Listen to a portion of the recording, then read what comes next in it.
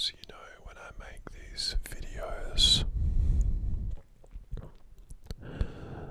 not only is it intended for the listener to relax, but I also find them very relaxing myself.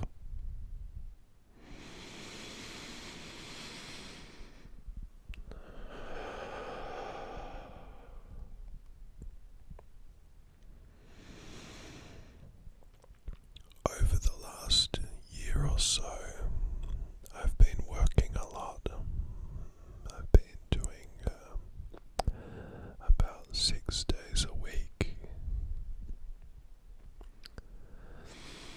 And my job is pretty physically straining.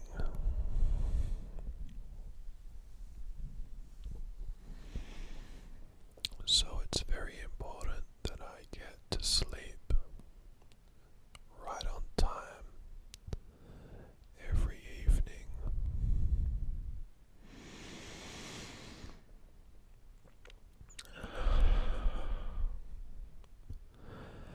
And I don't know about you, but for me,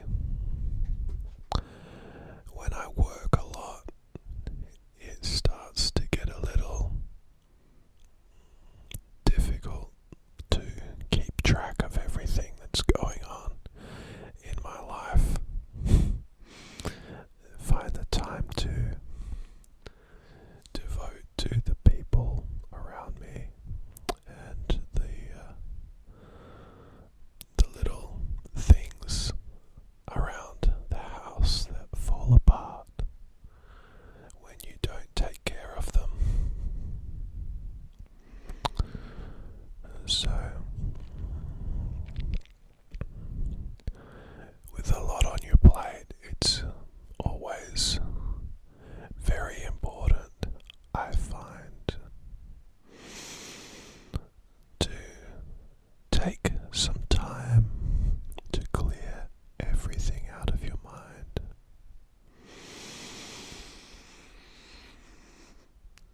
Even though it seems like there is no time to spare at the end of the day. Sometimes you get home from work and it's like you immediately have to start fixing something that's broken, or you need to quickly wash all of the clothes so you have something to wear to work tomorrow. Or sometimes you get home and there's some sort of disaster that's happened. Maybe one of your pets has hurt itself and you have to get it to the vet straight away, and that eats up your whole evening.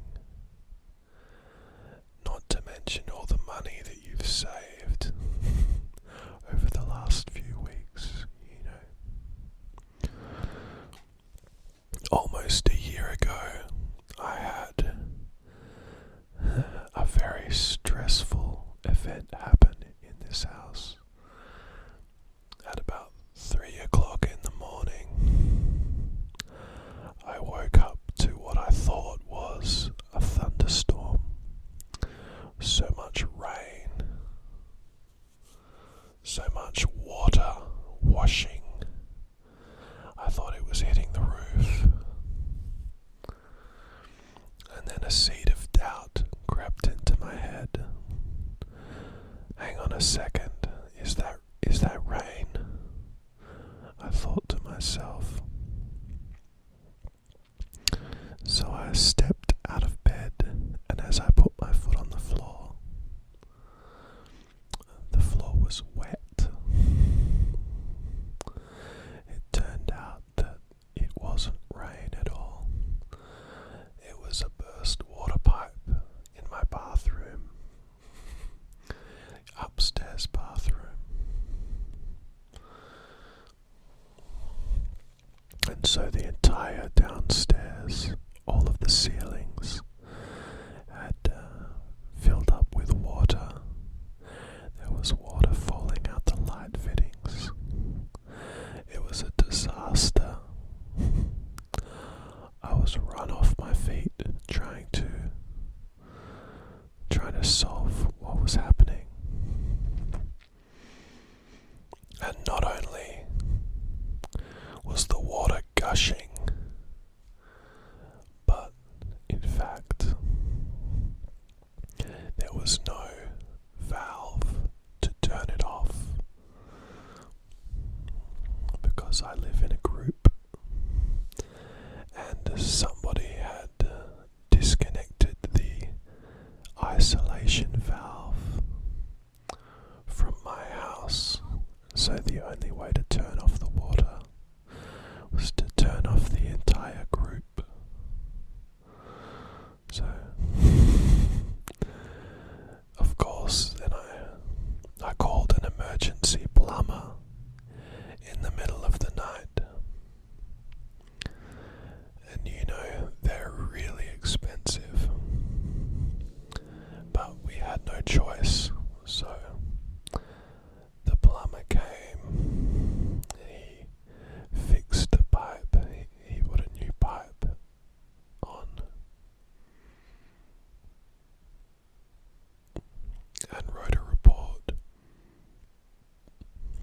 And then I had to go through an insurance claim, and of course there was just an endless back and forth of emails to deal with. The insurance company didn't do anything for maybe 6 months. They didn't send anybody to the house to check on anything. They barely even responded for about 6 months. And then finally, they decided to send somebody to the house. It had been so long that they came around and all the water had dried up from out of the walls.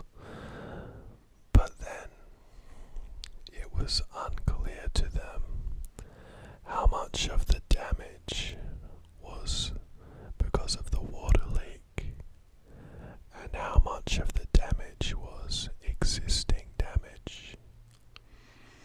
Because of course they never checked. I took photos and documents, and I had a company come out and inspect the place immediately after the leak had happened. But after I sent it to the insurance company, they pretty much forgot about all of that and left it for 6 months before investigating it themselves. And so you can imagine how frustrating that must have been. So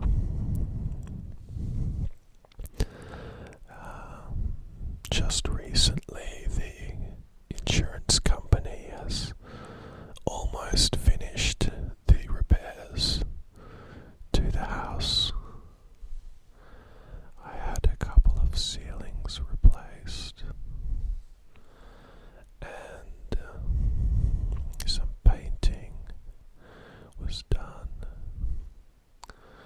And so to let the trades do this work, of course I have to move all my furniture around the house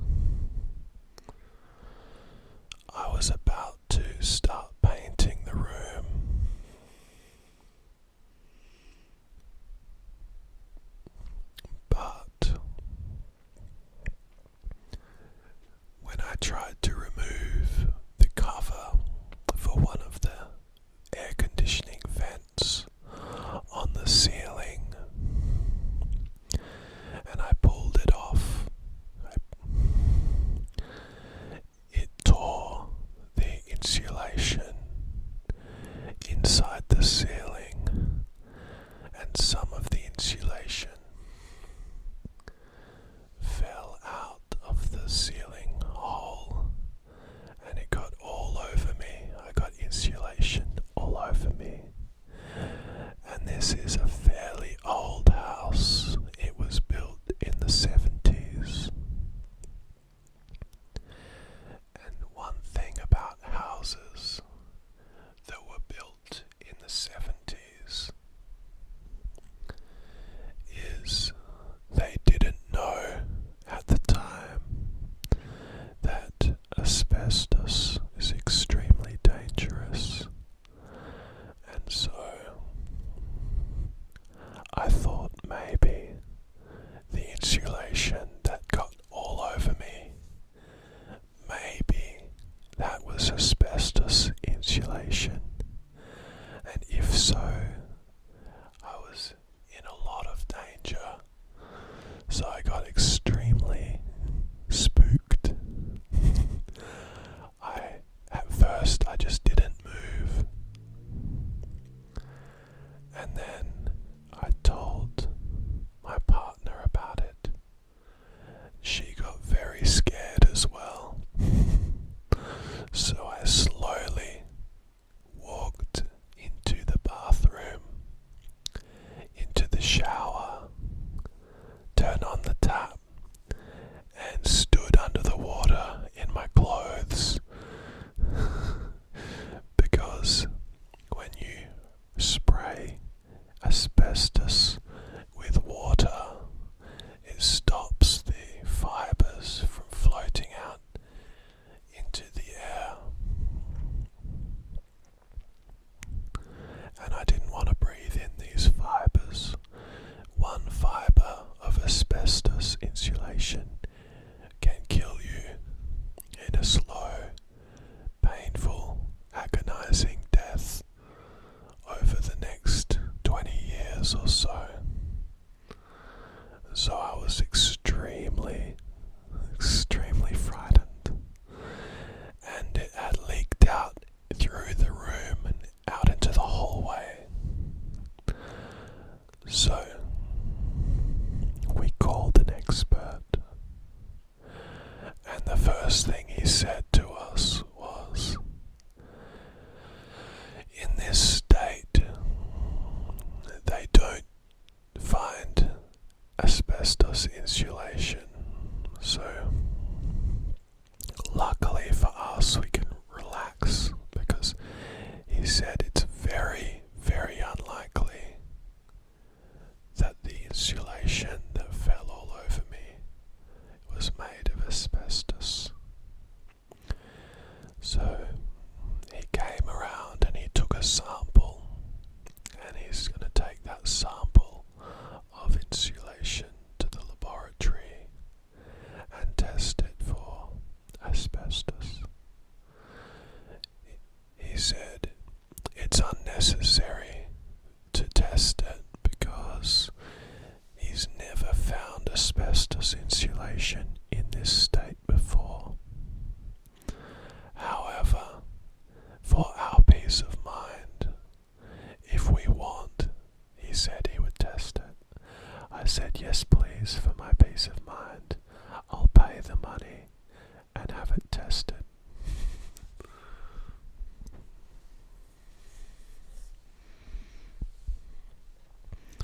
So, although it looks like it's almost certainly not asbestos,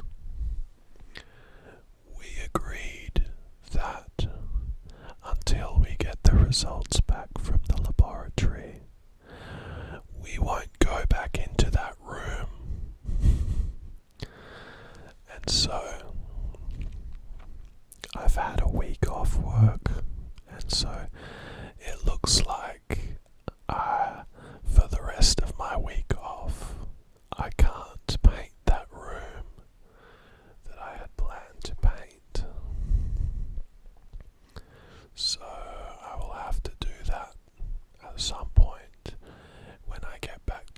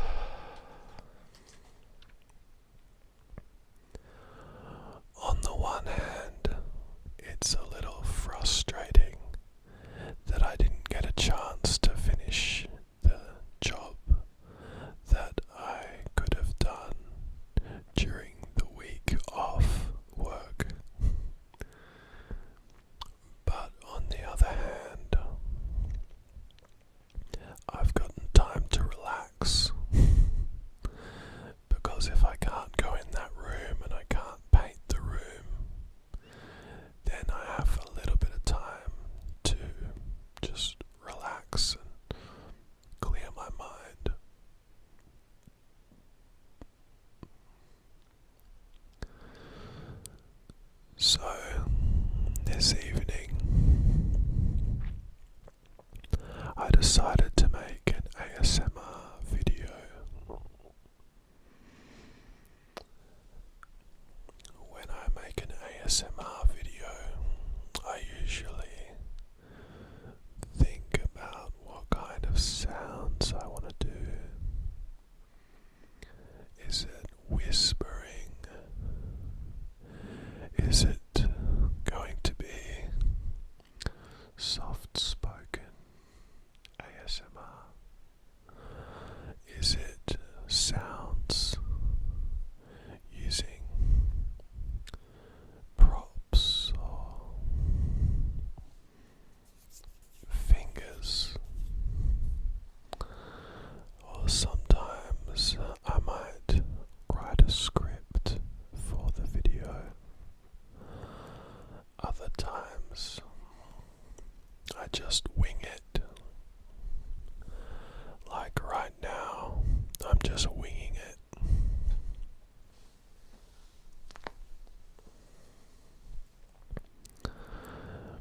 And the other thing I think about before I do an ASMR video is what microphones am I going to use?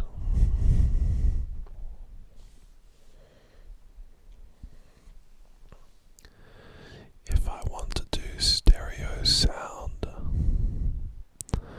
then I use these two microphones. And you see, today I made a little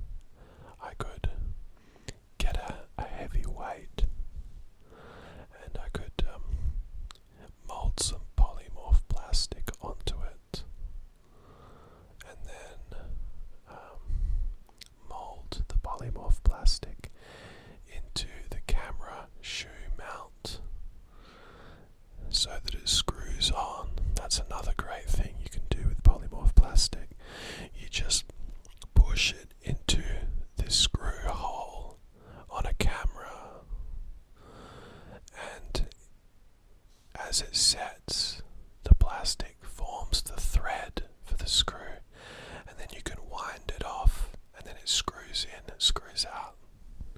You make a screw out of the plastic. That's really cool, you know. Yeah, so, you know, at work, I use a lot of tools that have sharp blades on them. And then when I carry them around, or when I have them all together in a box, I'm reaching for a tool. I don't want to cut my hand on a sharp blade. So I got polymorph plastic, rolled it up, put it over all the blades, so every blade has a little plastic protector that fits over the end, so I don't cut myself when I'm reaching into the toolbox. It's fun.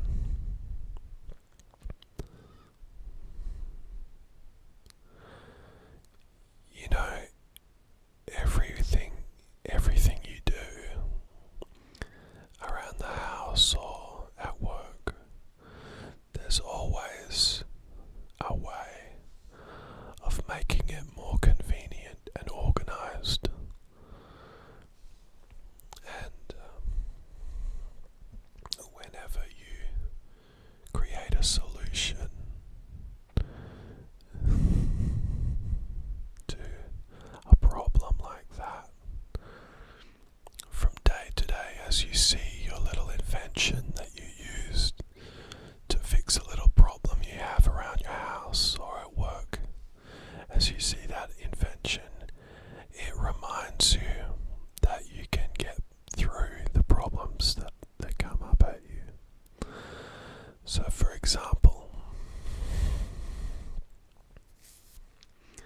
the window in the bathroom, it was loose and it was flapping. The screen for the window in the bathroom was flapping, and the wind would blow and it would flap and it would make an annoying noise. So I got a bit of polymorph plastic. I made a little hook and pulled it in, and then hooked it on, molded it on.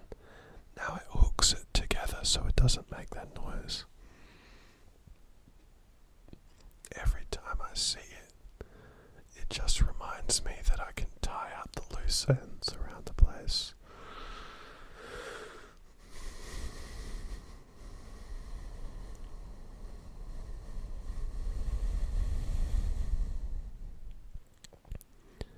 Sometimes you need to reassure yourself that you're on top of everything.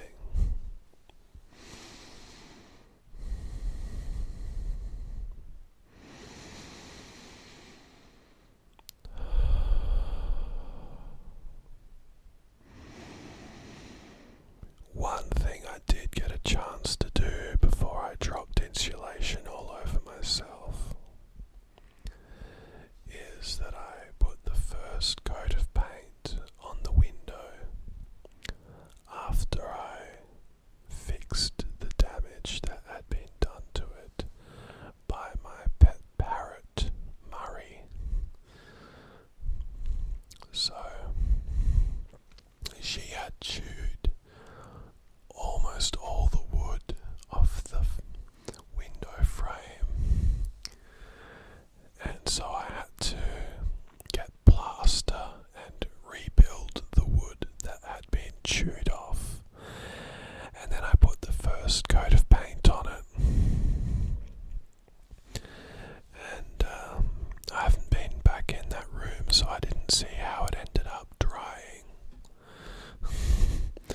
But then when we get the all clear, I'll go in there and I'll put the second coat of paint on, and I'll sand back the plaster that I put over the damaged walls, and then I'll be ready to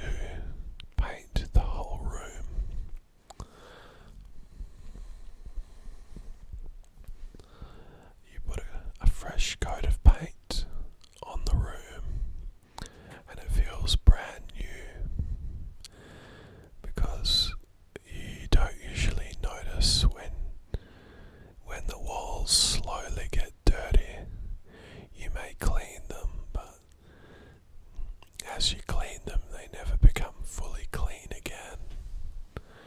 And then as you clean it, it also scratches back the paint. So it's never really perfect until you get a new coat of paint on it. And when you put the new coat of paint on the walls, you really have to do a good job of it. It's no use putting paint on the walls and the ceiling if you're just going to do a half job of it. You gotta give it a good 2 or 3 coats and really get it looking beautiful again.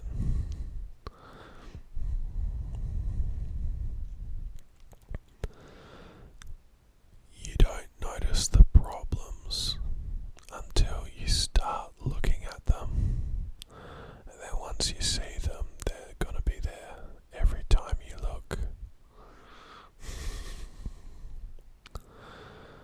I remember when we moved into this house, I was young and I didn't notice any of the problems with this place. And now that I've noticed them, they really stick out to me every time I walk past.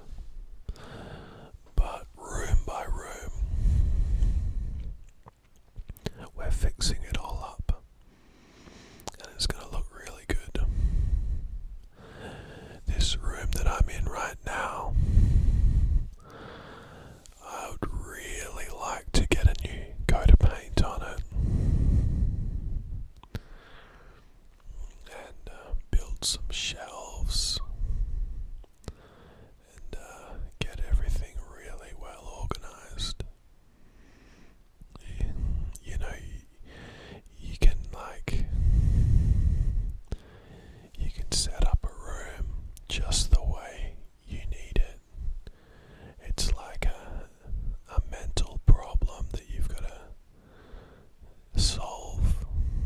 Organizing your room, you've got to decide exactly what things you will use the room for, what items belong in the room, and what items don't belong in the room. What spaces in the room will you use? Do you use the computer in this room? Where are you going to set up the computer? Which direction will it face? Do you have space for all of your printer, your camera, microphones, everything that works with the computer?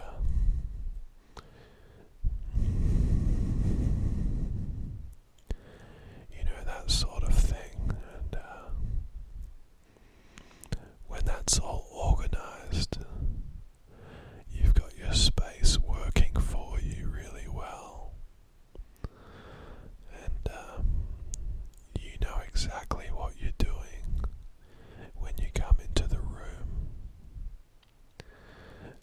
The room doesn't have a tendency to get messy because you never have to move things around that much.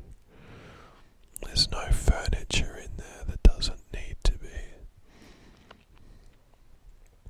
You never have to move chairs around or anything like that.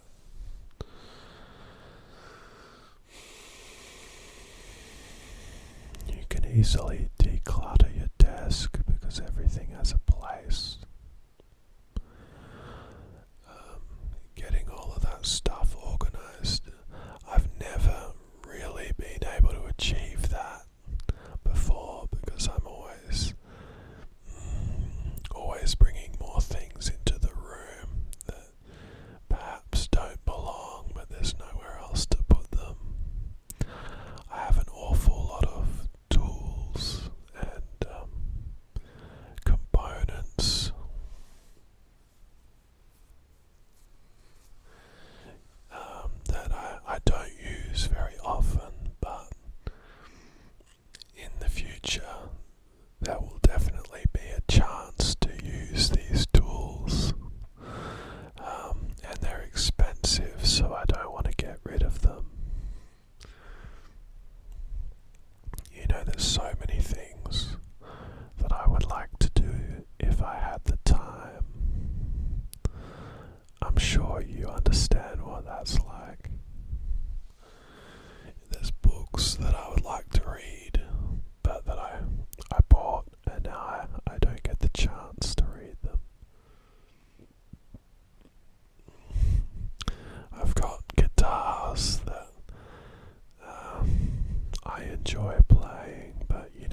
so many guitars when I get the chance to play. I can only play one guitar at a time, and so a lot of them don't get played very much.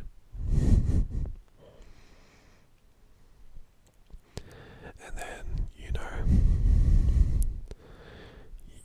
then see the things that you don't use very often, the things that are in low rotation in your life that don't get used, and then every time you look at them, it reminds you that you're neglecting those things, and it's almost like a sense of guilt that you get. It's almost a sense of guilt that you get for not using the things that you keep in your home. And then you think, do I need to declutter? Do I need to cut these things out of my life that don't get used often? But you never know when you'll get the inspiration to pick it up again and use it.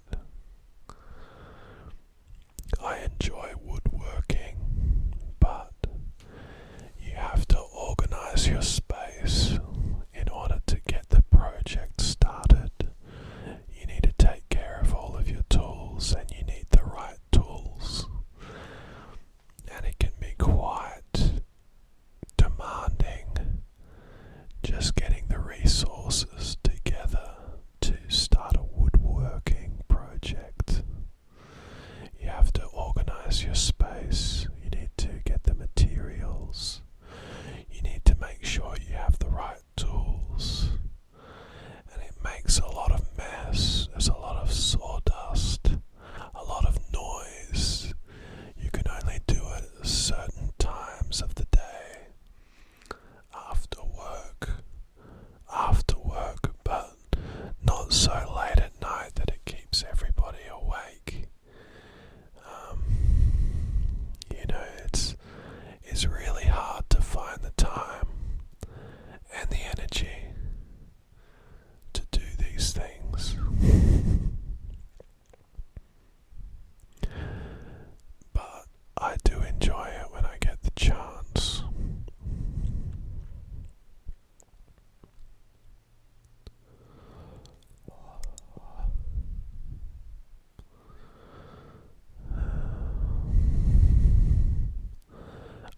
A lot of things come to your mind when you just stop and wind down at the end of a night.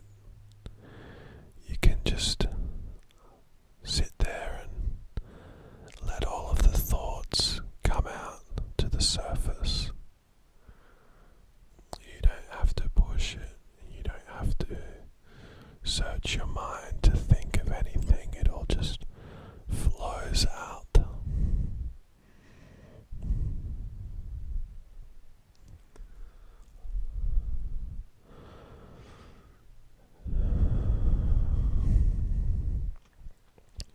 It's almost like a meditation.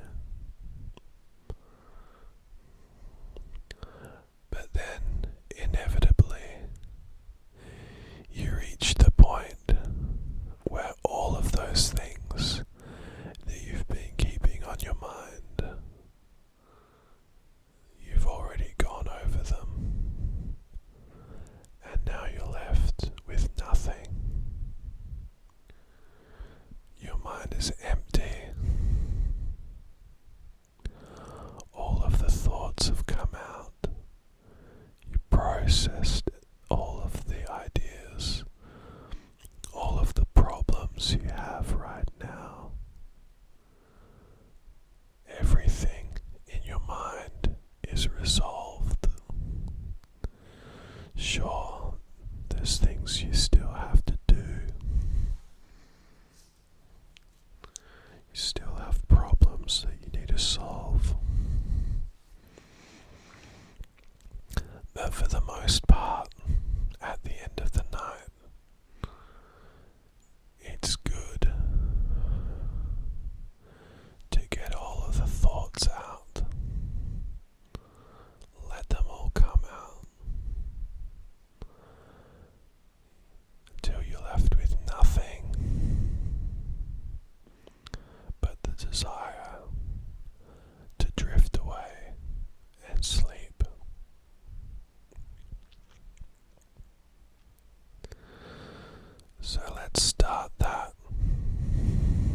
some slow breathing.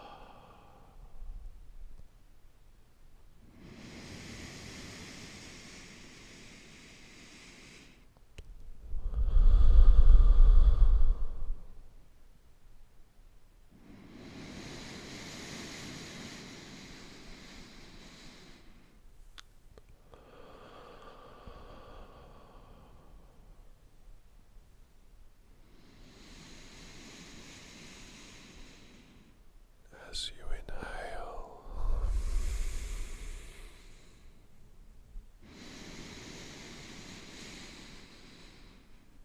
inhale through your nose.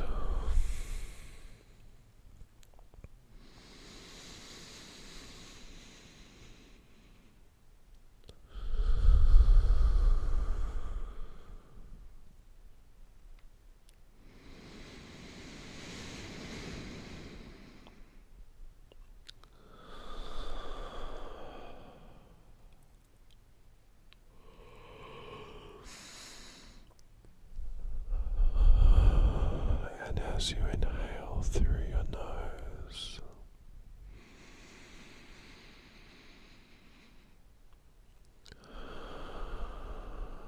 think about what you can smell.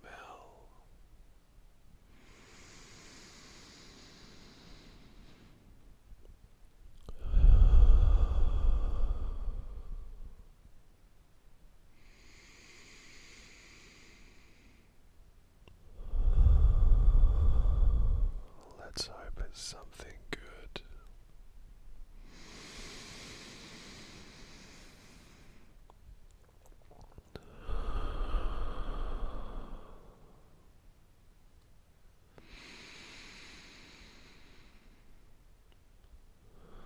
It's good to keep something around you at night time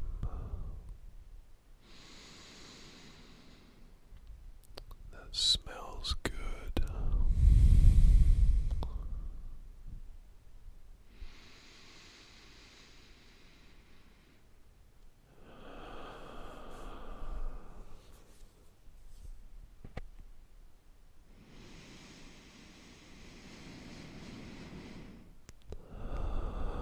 I'm not saying that you have to burn a candle or something.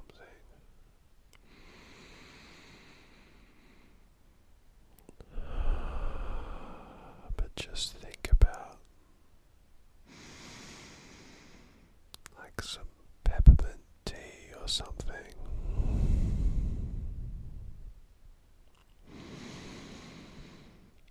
Or chamomile tea.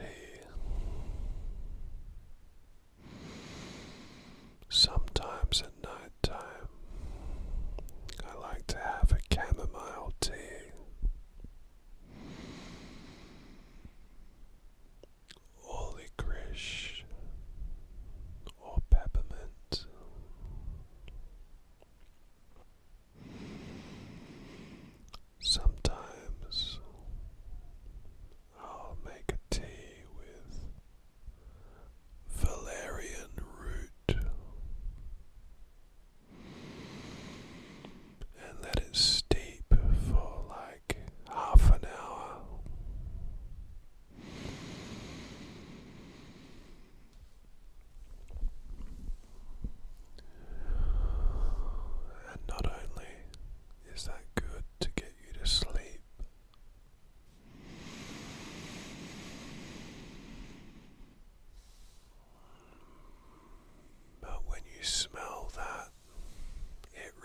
reminds you that you're trying to get to sleep.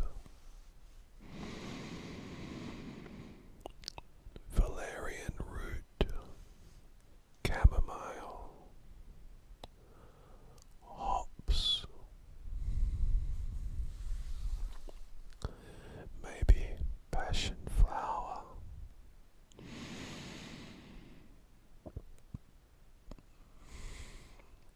All of these things, when I smell them, they remind me that I'm trying to get to sleep.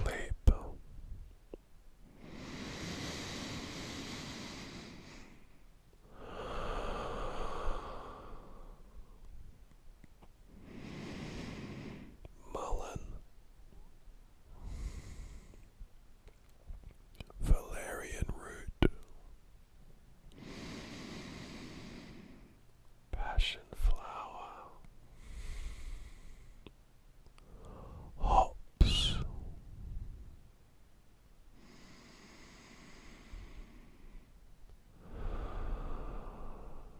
chamomile, and then in the morning, ginseng.